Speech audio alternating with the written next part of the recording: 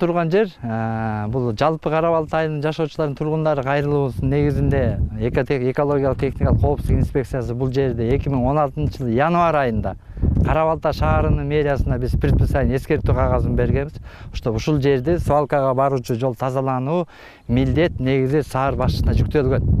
Неге дегенде ушул карай турган территориясына караган жердин баарына шаар башчысы өзү жооп бериш керек. Экотех инспекция тараптан толук камдуу бул жактан жер боюнча, экологиялык тармак боюнча бизде күндө буларда предписание, эскертүү кагаздарын берип, даже бир нече жолу булар административный штраф төлөшкөн.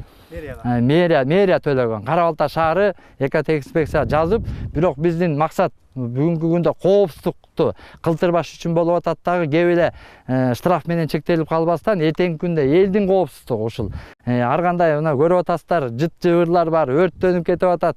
Ошон үчүн бул жалпы элдин коопсуздугу болбош үчүн биздин экотех инспекциянын негизги максаты мунуларды таштып, свалкадан алдырып, свалканы өзүнө жеткиштирүү болуп атат да. Биз ошол жөнүндө иш алып барып атабыз.